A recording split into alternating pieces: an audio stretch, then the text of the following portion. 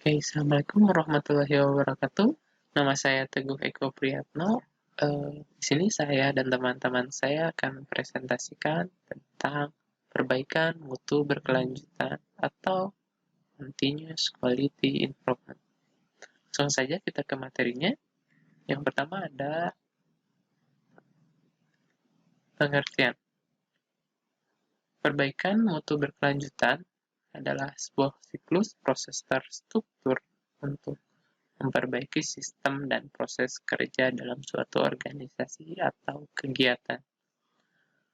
Siklus ini mencakup identifikasi area yang berpeluang untuk perbaikan, mengidentifikasi masalah dalam area tersebut, menguraikan urutan kegiatan atau proses yang terjadi di area tersebut, menetapkan hasil yang diinginkan dari proses, dan persyaratan yang dibutuhkan untuk mencapainya. Memilih langkah-langkah spesifik dalam proses, mengumpulkan serta menganalisis data tentang proses, melakukan tindakan perbaikan, dan pemantauan hasil tindakan tersebut. Oke, selanjutnya ada aktivitas perbaikan mutu berkesinambungan. Dalam berbagai organisasi, orang bekerja untuk memenuhi spesifik dan rasa puas apabila pekerjaan mereka sesuai dengan patokan rencana atau standar yang telah ditetapkan. Namun perbaikan mutu berkelanjutan tidak sekedar mengatasi dan memecahkan masalah, tetapi juga memperbaiki penyebab penyimpangan dari standar yang ditetapkan.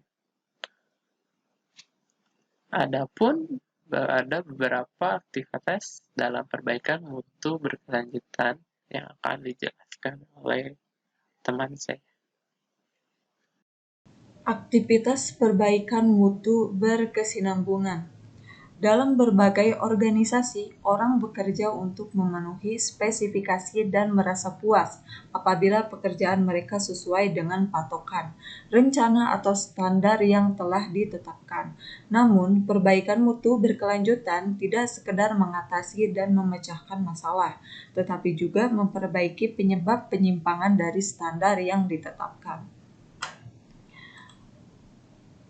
Oke, berikut ada beberapa aktivitas dalam perbaikan mutu berkelanjutan, yaitu yang pertama yaitu komunikasi. Yang kedua, memperbaiki masalah yang jelas dan nyata. Ketiga, memandang ke pangkal atau akar permasalahannya. Keempat, mendokumentasi perkembangan dan problem. Yang kelima, memantau perkembangan dan perubahan. Sekarang saya akan membahas yang pertama, komunikasi, yaitu komunikasi merupakan aspek yang sangat intens dalam perbaikan mutu berkelanjutan. Tanpa adanya komunikasi, perbaikan berkelanjutan tidak dapat berjalan dengan baik. Komunikasi berguna untuk bertukar informasi sebelum, selama, dan sesudah adanya usaha perbaikan mutu. Yang kedua, memperbaiki masalah yang jelas dan nyata. Permasalahan yang terjadi seringkali belum jelas, sehingga diperlukan riset untuk mengidentifikasi dan juga mengatasinya. Yang ketiga, langkah dalam melakukan perbaikan mutu berkelanjutan atau continuous quality improvement ada memandang ke pangkal atau akar masalah.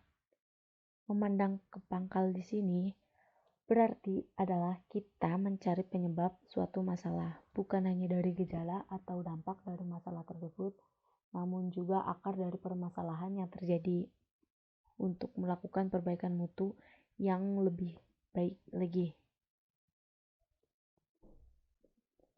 Yang keempat, ada mendokumentasi perkembangan dan problem. Di sini maksudnya adalah kita mempublish perkembangan atau solusi dari masalah yang telah kita dapatkan, agar apabila di kemudian hari kita mendapatkan masalah yang sama, kita dapat melakukan pemecahan dengan lebih cepat dan tepat. Dan ini menghemat waktu kita dalam efisiensi waktu.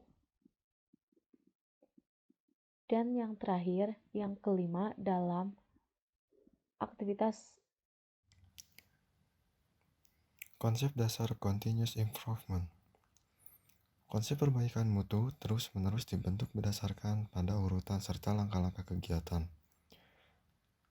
yang berkaitan dengan hasil output seperti produk berupa barang dan jasa.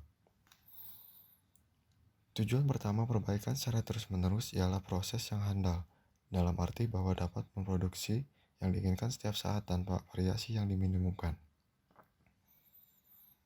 Tujuan kedua dari perbaikan proses ialah merancang kembali proses tersebut untuk memproduksi output yang dapat lebih memenuhi kebutuhan customer atau agar pelanggan puas. Metode Continuous Improvement. Siklus PDSA merupakan model yang dikembangkan oleh William Edward Deming berdasarkan cetusan Walter Schultz. Pertama, plan. Ini melibatkan mengidentifikasi tujuan atau merumuskan teori, mendefinisikan metrik keberhasilan, dan menerapkan rencana. Yang kedua, do. Komponen rencana diimplementasikan. Komponen rencana diimplementasikan seperti membuat produk. Yang ketiga, study. Hasil dipantau untuk menguji validitas rencana untuk tanda-tanda kemajuan dan kesuksesan atau masalah dan area untuk perbaikan. Dan yang terakhir, act. Menutup siklus mengintegrasikan pembelajaran yang dihasilkan oleh seluruh proses yang dapat digunakan untuk menyesuaikan tujuan, mengubah metode, merumuskan kembali teori sama sekali, atau memperluas pembelajaran. Siklus perbaikan dari percobaan skala kecil ke rencana implementasi yang lebih besar.